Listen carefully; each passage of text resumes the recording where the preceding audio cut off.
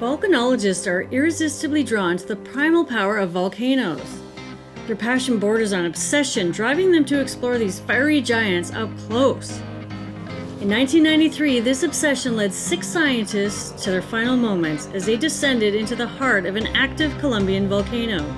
As they navigated the rugged terrain, the earth suddenly roared, engulfing them in chaos. Why were they so deep within the volcano at the moment of eruption? What went wrong in those final moments, and could it have been avoided? The chilling truth will reveal a story of passion, peril, and the relentless pursuit of knowledge that led to unimaginable tragedy.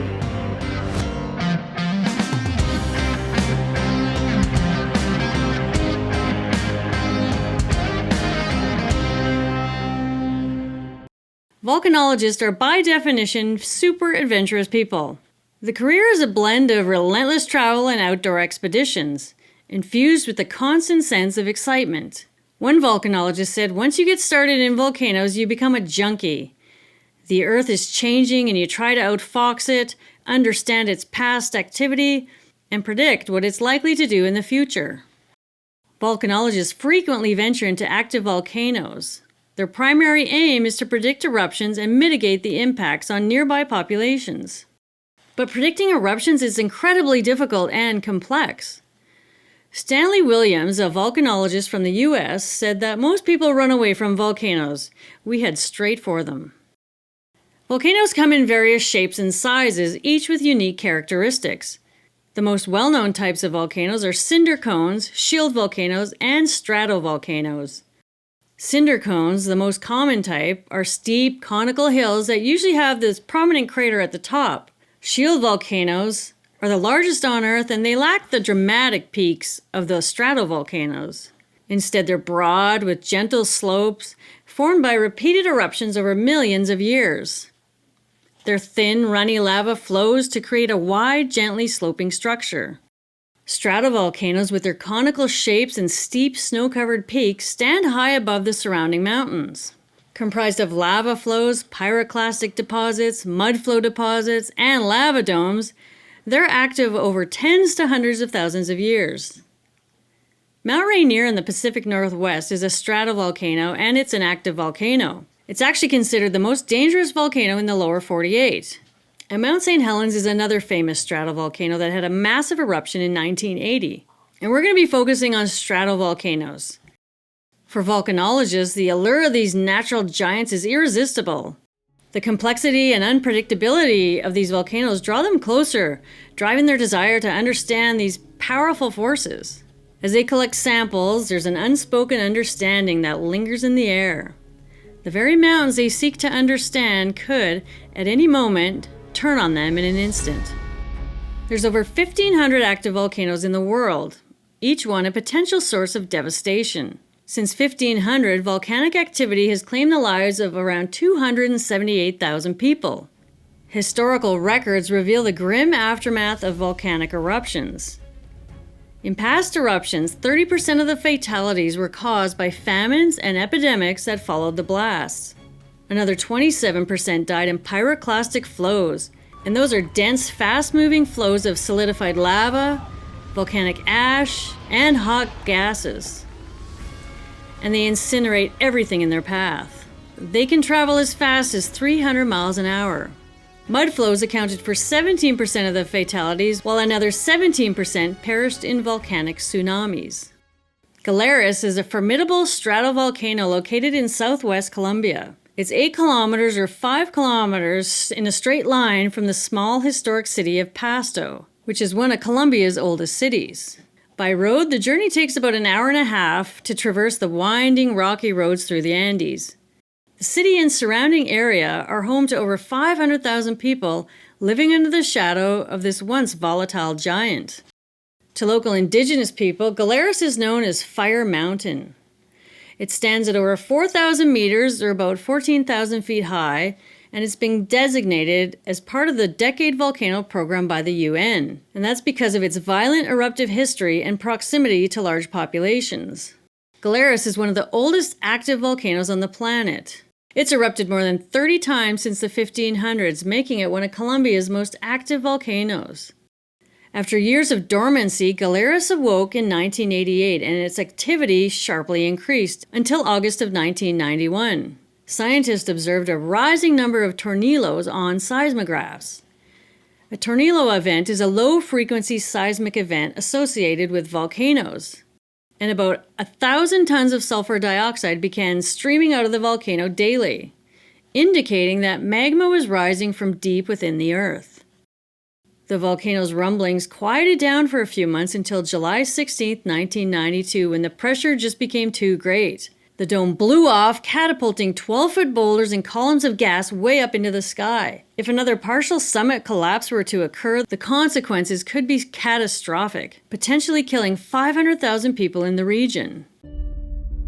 Galeras and the Andes are part of the Ring of Fire, a string of 1,200 active volcanoes that arc through South America, Central America, North America, Russia, Japan, and the Philippines. The Andes alone contains 176 active volcanoes. Galeras is comprised of this huge amphitheater that is about 2 kilometers or 1.5 miles wide. To descend in it, you have to climb down, gripping this 100-foot rope due to the steepness of the walls. Within this amphitheater rises a cone that towers about 137 meters or 450 feet above the surrounding area.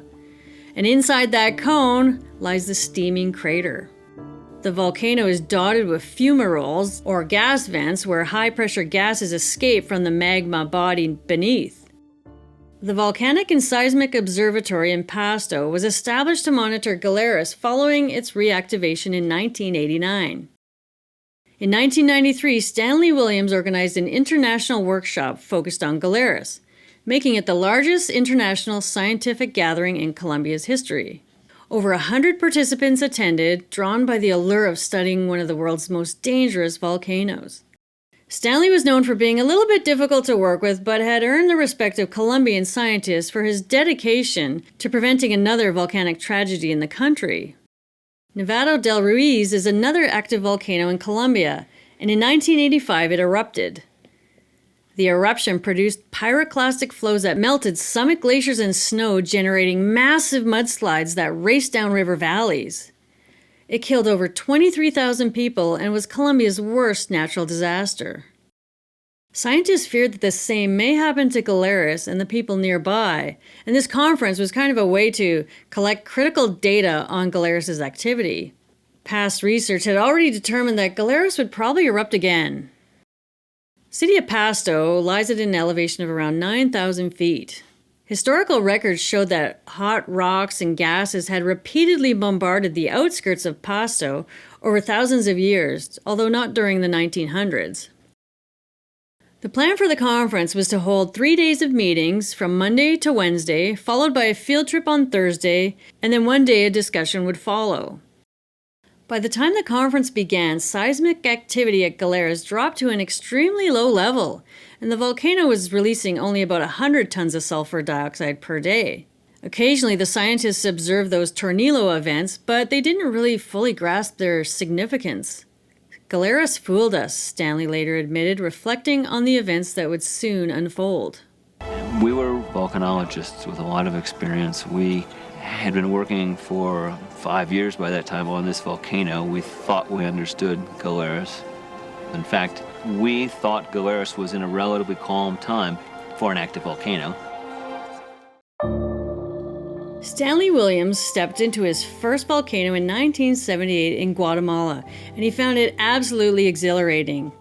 The acrid smell of sulfur, the intense heat radiating from the earth, and the sight of molten lava swirling below created an experience like no other. And one thing he loved about being a volcanologist is setting foot where few people have ever been. His view is that the best way to study and understand a volcano is to climb right into it. The danger adds to the allure, of course, but by 1993 he had lost over a dozen friends and colleagues to volcanoes. He says volcanologists are hooked on the thrill of climbing into a crater. No other place on Earth leaves me feeling as alive as a volcano does, he said. At 40 years old in 1993, Stanley was a seasoned expert with a bit of a rebellious streak. He was balancing his professional, daring career with the responsibility of raising a family. He came to Colombia after the catastrophic 1985 eruption. And the experience left him acutely aware of the need to improve eruption forecasts and educate officials. He knew without better preparedness, future eruptions could kill tens or even hundreds of thousands of people. Over the years, he built a reputation as a bit of a maverick in the scientific community, often clashing with his peers. But he was excited to get to Galeras and study it alongside other scientists. Little did he know, his intuition and daring spirit were about to be tested like never before. Marta Calvacci was born in Pasto and dedicated her professional life to studying Galeras. The sight of the steam rising from the crater and the scent of the sulfur were familiar to her from a young age. She worked in the crater numerous times and knew every inch of its rugged terrain. Marta could sense when it was safe to enter the crater and when it wasn't, her instincts honed by years of experience and study. A prize graduate student of Stanley Williams, Marta was renowned for her unparalleled ability to hike and navigate volcanoes. No one could keep up with her. Marta and Nestor Garcia, another Colombian volcanologist, had been studying the Nevado del Ruiz crater a year before it erupted. The day before the eruption, they were actually inside the crater meticulously gathering data and samples. When the eruption occurred, sending pyroclastic flows and mudslides down the mountainside, Marta's life changed forever. She resolved to devote her career to volcanology. In 1988, she first set foot on Galeras. The same year, it rumbled back to life. Galeras' long sleep was over. Nestor Garcia was born in Colombia and had a background in chemical engineering. His life took a pivotal turn when he joined forces with Marta to study volcanoes. The fumes and ever-present tremors beneath his feet left an indelible mark on his soul. Nestor was driven by a profound sense of duty. He risked his life repeatedly because he believed that understanding the volcano's behavior could prevent future disasters. His commitment to this cause was unwavering, even as it took him to the edge of danger over and over again. The attendees sat through 2 days of talks at the conference in Pasto. And one talk that stuck with everyone was a presentation by Dr. Peter Baxter, a medical doctor. He showed a gruesome slideshow that discussed the medical aspect of volcanic eruptions on the human body. He said there are a lot of ways to die from a volcano. There were mud flows, gases that could burn your eyes and rot your insides, small explosions of ash, steam, and volcanic blocks that could kill you instantly. But the most grisly way to go is death by pyroclastic flow, which would cook a body until it looked like charcoal. He showed photos of corpses that looked like they'd been barbecued and photos of people in rigid, solid poses. These images represented the pugilistic effects which occur at extremely high temperatures, causing powerful muscle spasms and contractions, locking the deceased in fighter stances. Then there's heat rigor mortis. Some victims are left in sitting or walking positions. One victim in an eruption in the Philippines was caught in a pyroclastic flow and died immediately, and she was left standing frozen in place holding an umbrella over her head. These tragedies served as a somber reminder that the risks the scientists were facing as they headed into Galeras the next day. After 2 days of talks, scientist Andy Adams sat in this presentation uncomfortably. He wondered when the organizers would start talking about safety concerns and the risks of working on Galeras. Andy was a big, good-natured geologist from New Mexico, and he would be leading a team of 3 into the volcano looking at magmatic fluids. Andy was used to working with people who took safety in an active volcano really seriously, so he was surprised safety wasn't even mentioned before the field trip. And there was nothing in the briefings beforehand to suggest even a minor eruption was imminent. At the time of the conference, little was known about Galeras. The looming threat wasn't mud flows, but pyroclastic flows for Galeras. And scientists believed such an eruption was unlikely to occur for another 1,000 years, and even if it did, they expected the flow to go away from the town. Despite this, a small state-of-the-art observatory was established in Pasto, and Galeras was constantly monitored. There were a few reasons to monitor the volcano. There was a police station that was located at the summit, and it guarded vital communication towers on the summit. And also tourists frequently went to the volcano, and there was a persistent fear that hikers could be killed if there was a small blast.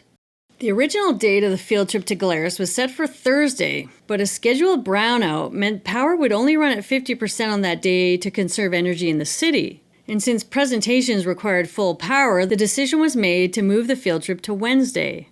Marta had to rearrange things and thought, well, what could one day matter? Missing from the workshop were some of the most esteemed volcanologists from the United States Geographical Survey. Known for their dominant presence in volcanic incidents worldwide, they were banned from attending due to the danger posed by Colombian drug cartels. Among them was Bruno Schway, who had accurately predicted the eruption that damaged the communication towers in 1992. Andy recalled later that these talks preceding the field trip had an undercurrent of unease. There was a palpable sense that Galeras was once again acting suspiciously, similar to its behavior before the previous eruption.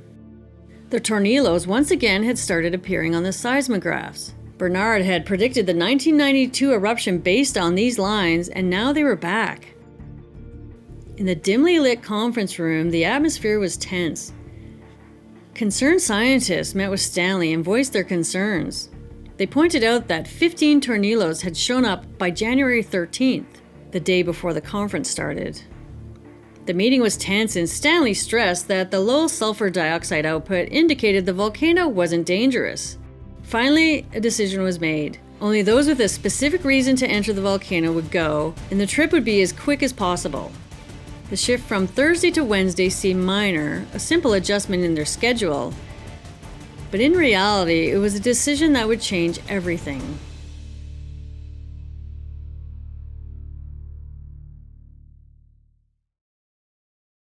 Igor Minyalov was one of the last to arrive at the conference and was a close friend of Stanley's. Stanley recalls Igor showing up with a beat-up suitcase and a cigarette dangling out of his mouth, his trademark look. Igor Minyalov was a highly regarded Russian volcanologist from Russia's Kamchatka Volcanic Institute, and he was 56. Described by some as a short, handsome man who learned English by listening to black market recordings of Elvis Presley, Igor exuded this rugged charm. His skin was weathered from years of exposure to volcanic fumes and being outdoors constantly. Colleagues affectionately referred to him as a crusty old fart, but they also acknowledged his incredible toughness and expertise. Igor's parents were both renowned Soviet volcanologists, and his mother famously climbed into an active volcano while pregnant with him. Volcanologists are all pretty crazy. But this legacy gave Igor almost a mystical connection to volcanoes. He loved being in a crater, and in the past he'd spent so much time measuring gases that he became violently ill from the toxic fumes. Gas masks? What are those? For this mission, he would be working with Nestor Garcia and Jose Zapata. Jose was born in Colombia and enrolled in geology courses when he was young. One fateful field trip to Nevado del Ruiz changed his life forever. That day he was upset when his sister forgot to wake him, causing him to miss the bus to the volcano. Later, the volcano erupted, killing dozens of his classmates in the devastating mud flow. The tragedy fueled Jose's determination to study volcanology. He visited the crater numerous times after that and secured a position at the observatory in Pasto. His wife constantly worried about his safety, begging him to stop risking his life, but nothing could keep him away from Galeras. He told her, "Volcanoes are my life." The night before the field trip, he called his wife, his voice tinged with excitement, and he told her about the upcoming expedition and shared his enthusiasm because he'd be working with Igor on Galeras, his hero. The morning was cool and overcast, a light drizzle making the air damp and chilly. They bundled up in layers, their breath visible in the crisp air. There were 4 field trip options, one of which was led by Marta around the outside of the volcano, and the other was Stanley's group of 13 going into the volcano. Dense white clouds enveloped the volcano, limiting visibility and adding an eerie stillness to the scene. A local television station was also at the summit, filming and interviewing people. The reporter repeatedly asked when the volcano might erupt. He wanted a juicy story about this volcano, but he was told by everyone that Galeras was tranquil and not likely to blow anytime soon. Meanwhile, one scientist wanted to go down into the volcano until he peered into it and looked at it and saw how dangerous it looked. He decided he did not want to go anywhere near it. Andy Adams and another scientist stood out in their hard hats, steel-toed boots, and fire-resistant coveralls. Andy recalled Stan looking at them and laughing, his voice echoing slightly in the volcanic amphitheater. Few others had safety gear, and some didn't even carry masks. The lack of preparation for safety shocked Andy, and he was annoyed that no one else had any safety gear. They didn't have any first aid gear either. Some of these people had never been in an active volcano. And he thought, some expert Stan is acting like this is some kind of a picnic. And Andy had never been mocked for taking safety seriously before. He glanced around and wondered what the heck did he get himself into. As they continued their descent, the ominous quiet of the volcano seemed to echo Andy's unease. The ground beneath was unstable and there was a sense of impending danger. But they kept going. And in the meantime, a local teacher, his son, and his son's friend showed up at the volcano to hike down into it. Stanley noticed that they were wearing sneakers and jeans, which kind of made him feel uneasy, but he couldn't turn them away. They began the descent into the volcano around 9:30 a.m. Patty Mothis was there and waved goodbye to everyone and told them to be careful. She was a good friend of Stanley's, and her husband were well-known volcanologists. She'd worked on much larger volcanoes, and to her, Galeras looked benign. She was concerned, though, that some people weren't wearing hard hats because just climbing down released rocks on people below, so it was a bit of a danger. The reporters followed into the volcano, hoping to get some great action shots. Freezing wind whipped over the ridge, chilling them to the bone as they descended, gripping a yellow nylon rope for support. The slope was about 50 degrees here, but near vertical in other areas, so this was the best way to enter it. Jose and Marta knew the volcano better than anyone, and Jose had been there nearly every week for the past 2 years collecting samples from the fumaroles. These vents emitted volcanic gases and vapors. The smell was a constant reminder of the danger that lurked below. As they descended, Jose radioed the observatory to ask about the seismic reports, which was standard procedure. The response was reassuring. Everything was quiet, so he made the sign of the cross, whispering, "God will help us," before continuing down. Stanley told Eager that the gas coming out of the crater was hotter than 300 degrees Celsius, and Eager was super excited about that, and he couldn't wait to reach the crater to take some samples. At 9:45 a.m., the observatory noticed a tornillo appear on the seismogram. The squiggles didn't look too threatening, but protocol demanded that they inform those on the volcano. So the call was made to Jose, and he said that they would be as quick as possible. Stanley stood on the rim of the crater watching the teams disperse. Igor had run off on his own with his cigarette in his mouth, taking samples of fumarole, and of course he wore no mask.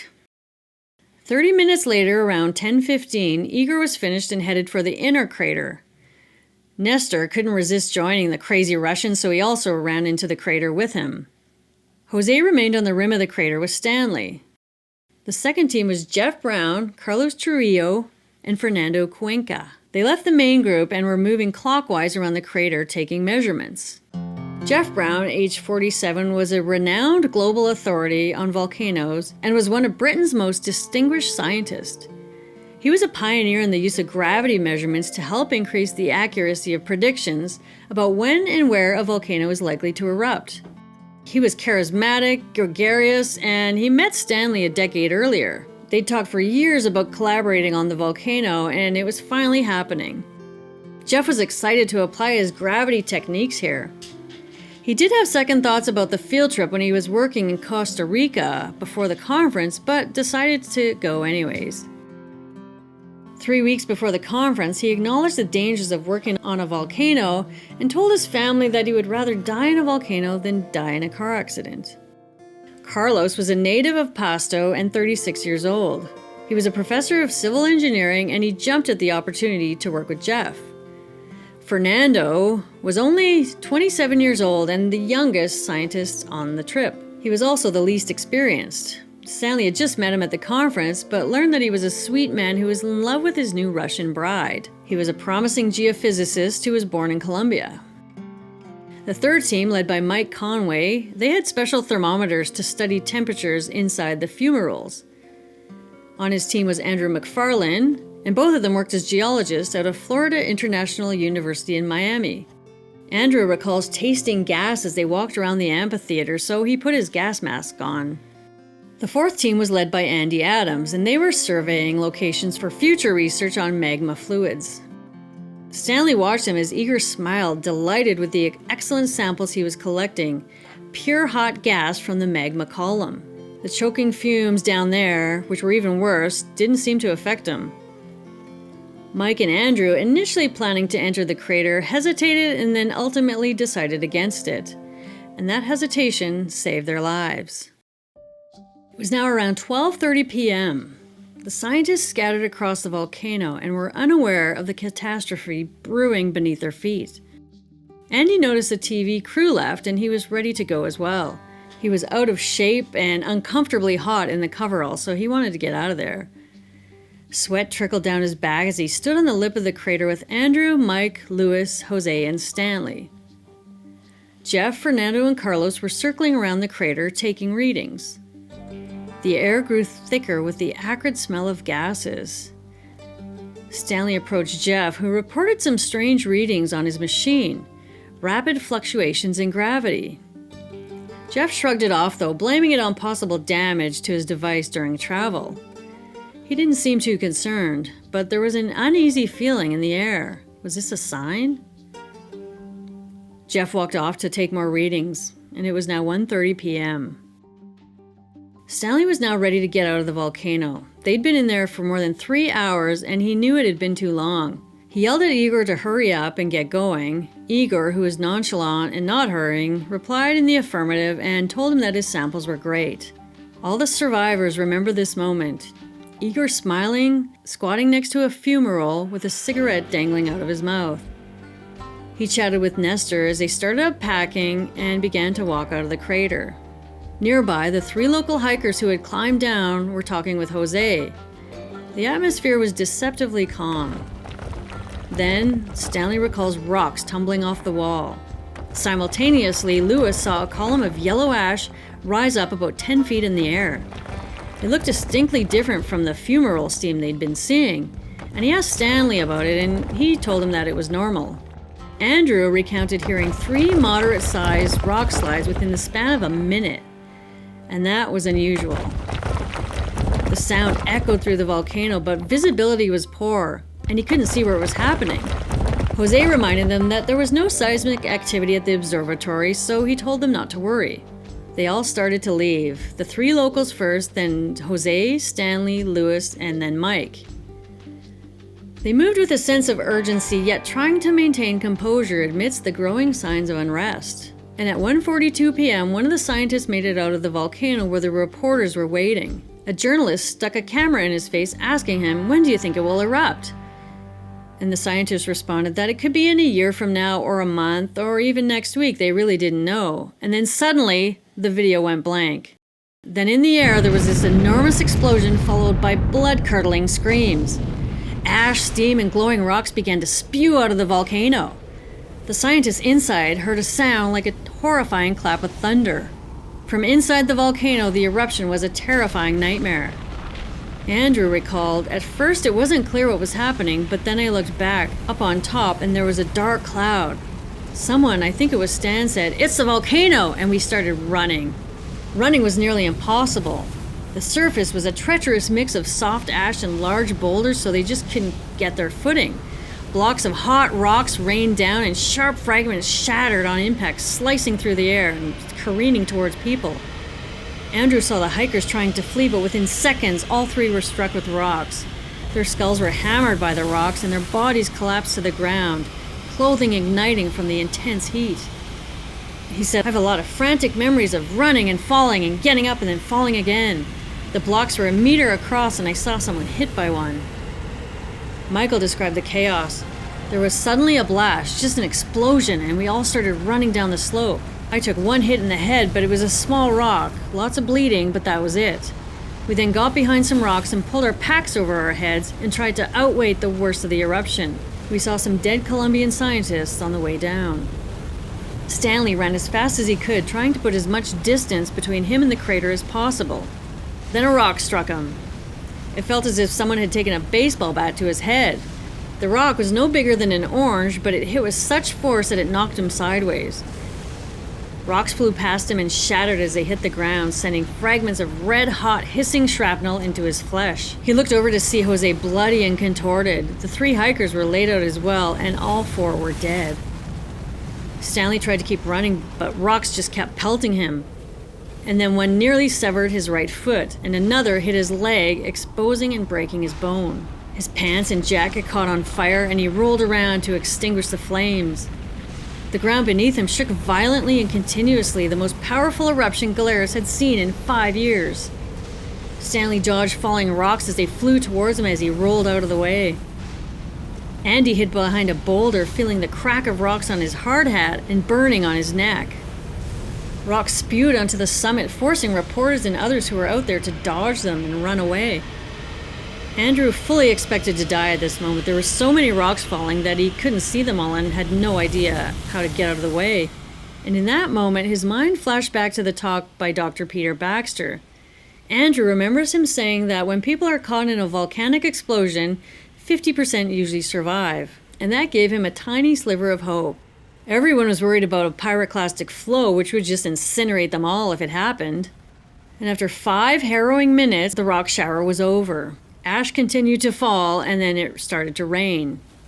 Stanley lay there fighting the urge to succumb to despair. "I'm going to make it out alive," he told himself, clinging to the thought like a lifeline. His thoughts were interrupted by another explosion, followed by another shower of large stones.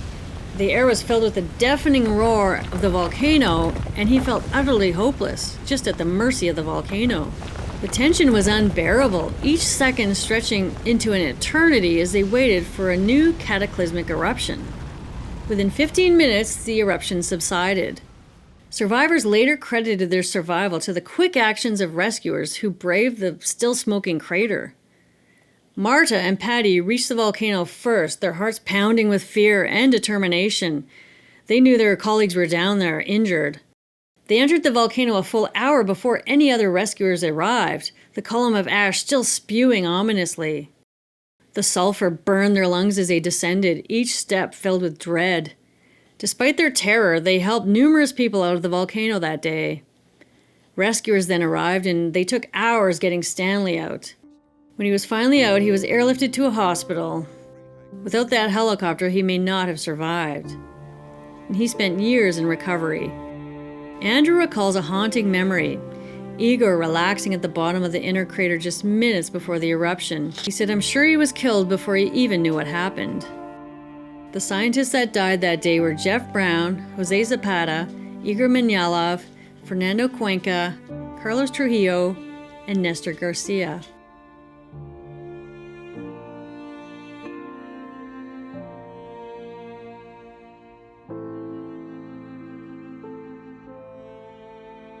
Some people later said that it came down to fate. If it had happened an hour earlier, they all would have been killed.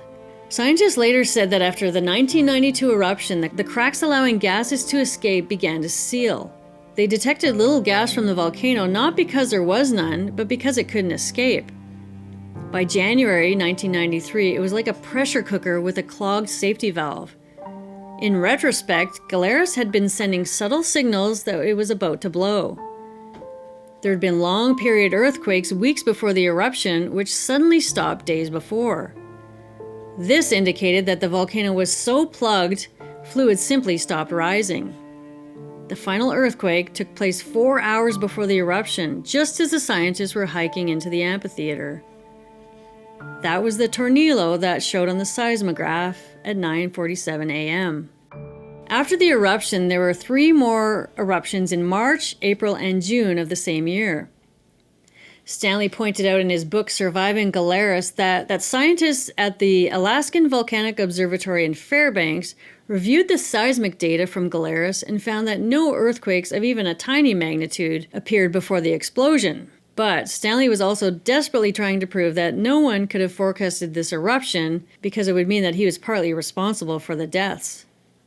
He later said many colleagues assured him that he had done nothing wrong, that there was no way to foresee the eruption, but many disagreed, calling it reckless. Andy accused Stanley of not only ignoring seismic warnings, but keeping them from his team. He said, "I had no prior knowledge of any seismic precursors before entering the volcano." Andy was also angry about the lack of safety clothing and gear. Stan's response later was that each of us weighed the risks and decided that good boots and warm clothing were sufficient. He also said that he wasn't about to enforce dress codes, and at that time few scientists wore that kind of safety gear on active volcanoes. Victoria Bruce, author of No Apparent Danger, noted that Stanley wasn't aware of the significance of the tornillos because he specialized in gases. Stanley reflected on the eruption and said, "It taught us a lot about how the volcano behaves, but it's tragic that people died in the process. The only comfort is that volcanology progress often comes on the heels of disaster." In the end, the legacy of Galeras was twofold: a tragic loss and a significant leap in scientific knowledge. It serves as a somber reminder of nature's unpredictable fury and the fine line between scientific exploration and mortal peril.